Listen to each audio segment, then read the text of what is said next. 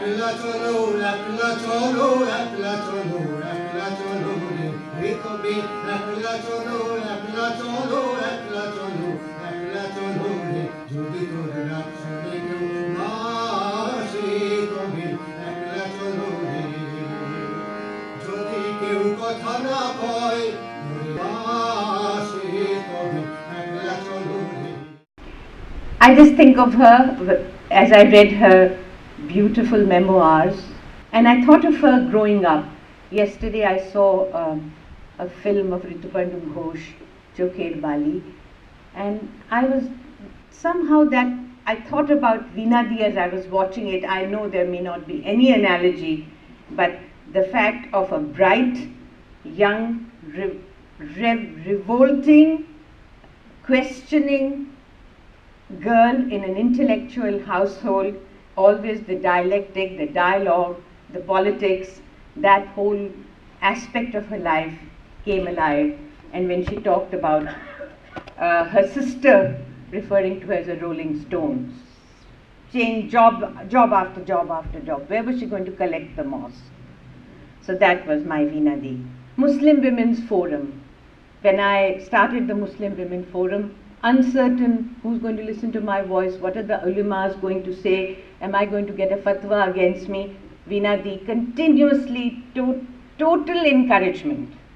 Yes, dialogue with them, don't cut them out.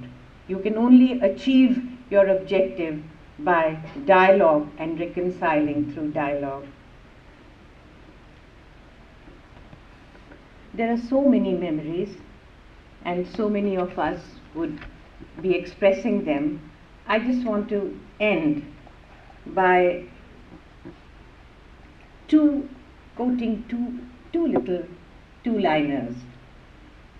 The one is a sort of a despondency, because here is a woman who was the member secretary of the Status of Women Commission, who wrote towards equality, who was also involved in the Shram Shakti report, and I can never forget that.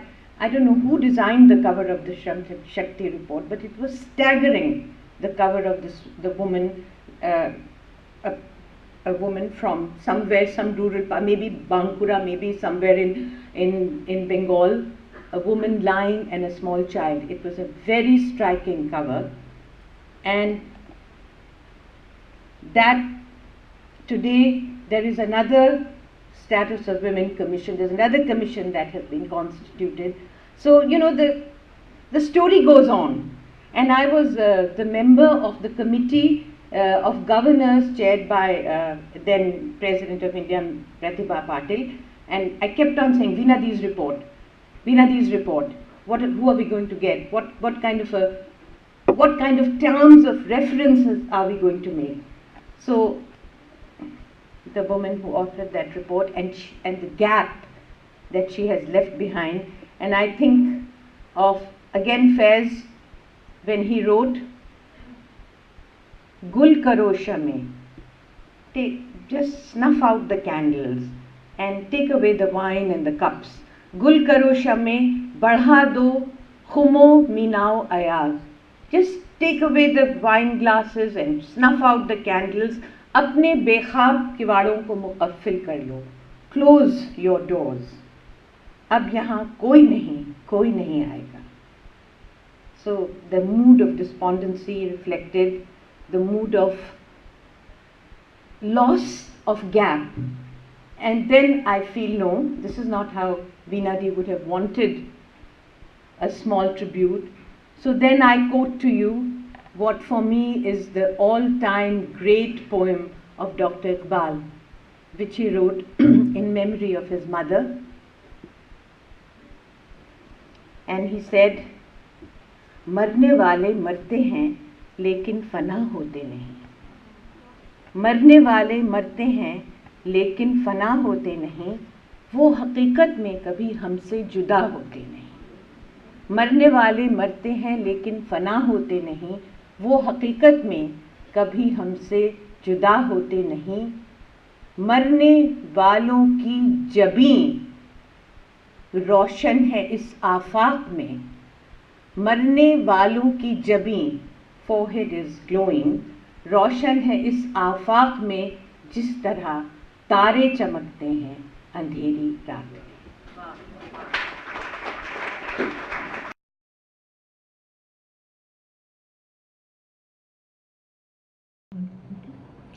So she's saying that one of the things that Vina Mazumdar said, and it was almost followed like a rule, is that they have to be at the center of the Samaj, which is the society. And once they have a role to play over there, then things would change. তারপরে সামাজিক তো যাই হোক, তো আমাদের যেটা বলেছিল যে অধিকার, Right. অধিকার তোমাদের অধিকার আছে তোমরা জানো কি না? বলি না আমরা জানি না, সেটা আমাদের অধিকার আছে বলে সেটা জানি, সেটা আমাদেরকে বলে দিয়েছিল অধিকার আছে। তখন আমরা জিজ্ঞাসা করেছিলাম কোথায় অধিকার, স্বামীর বাড়িতে না বাপের বাড়িতে? তখন বলেছিল যে না স্বামীর বাড়িতে অধিকার আছে। তো ঠিক আছে, তো এই যে সামাজিক যেটা বললাম প্রথমত, এই সামাজিক আর এই স্বামীর বাড়িতে যেটা যে অধিকার, এই অধিকার যে আমরা পেয়েছি, বিনোদী বলেছিল, এইটাই আমাদের খুব ভালো লেগেছে। কারণ আমাদের সমাজে যে মেয়েদের অধিকার দেয়নি, আর এই যে আমরা বিনাদির সঙ্গে ঘোরাফেরা আলোচনা, গ্রামে গঞ্জে যেটা আলোচনা ওনার সঙ্গে ঘুরেছি আমরা, যেভাবে আলোচনা বিনাদি আমাদেরকে বলেছিল যে নারী নির্যাতন, নারী নির্যাতন তোমরা জানো কি না? তো নারী নির্যাতন হলে সামাজিক সঙ্গে বসে এটা ঠিক করবেন, তারা যদি না ঠিক করতে পারেন তাহলে সেইখানে তোমরা একটা দরখাস্ত লিখে চলে যাবেন কোথায়? থানাতে চলে যাবেন, বড়বাবুকে দিবেন, বড়বাবুকে দিয়ে সে যদি মীমাংসা না করতে পারে তাহলে সেইখানে তোমরা ওই যে নারী নির্যাতন করেছে স্বামী, তাকে মানে হাজতের জন্য তোমরা চেষ্টা করবে। এই Vinadi asks them that, do you know you have rights? And they said, where do we have the rights? Do we have the rights in our Bapir Bari, where we were born, or in our Shoshur Bari, which is, where we have married, in our husband's home? And she says, you have rights in the husband's home as well. And gradually they get to know about women's oppression, and she says that if there is a problem that you have, you're feeling oppressed, then you have to go to the police, you have to meet the senior officers, and you have to give in writing that this is what is happening to you, and if necessary you have to go to the court as well.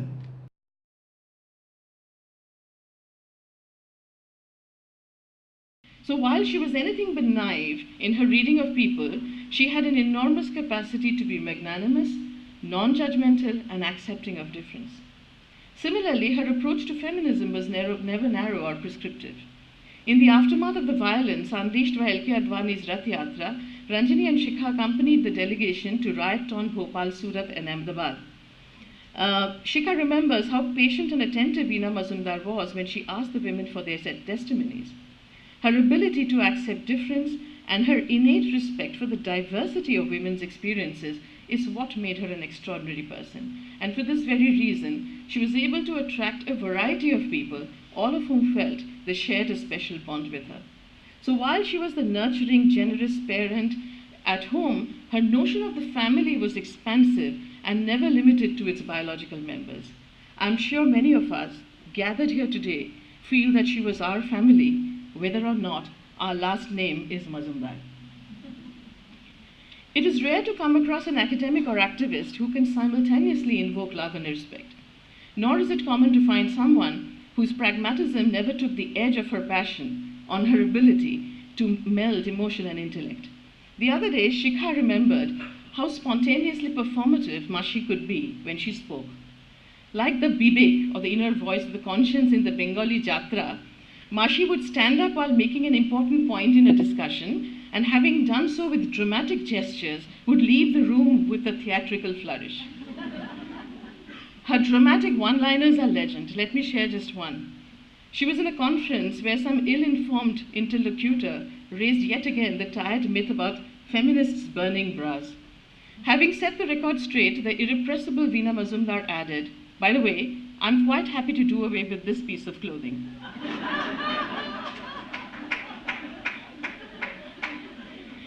Maashi was one of the best storytellers I know, and there is no end to the stories one can share about her, but I will conclude on a somewhat personal note. When I came to Delhi from Calcutta as a college student, I suffered several culture shocks. But the hardest part was losing my everyday relationship with Bangla that had lovingly embraced my life till then. Two approaches were typical. One group deferred to Bangla as a repository of cultural greatness, notwithstanding sometimes their rudimentary knowledge of it. The other group felt that cultivating Bangla was not only petty and parochial, but undesirably bourgeois, certainly the last refuge of the effete Bhadralok. Then came Maashi into my life, a woman for whom nothing was sacred and who had no interest in being reverential about any language or culture. Once at a women's studies conference in Calcutta, she had been quick to counter one particularly rose-tinted account of the Bengali Renaissance. Yet, Vina Mazumdar knew Rabindranath by heart. Tagore songs, poetry, and difficult tracts of prose would flow effortlessly out of her like a river. I then discovered she was equally well versed with Nazrul Islam, Atul Prasad, and Bankim Chandra Chattopadhyay, who till the end remained her favorite novelist. Vina Mazumdar returned more than just the language back to me. She taught me that one could be multilingual, cosmopolitan, and non-sectarian while being deeply anchored to one's language. This remained our special bond, and this I will treasure for the rest of my life. Wherever she may be now, we have no doubts that she has found her favorite companions and storytellers and is holding regular sessions of Adda over there. Thank you.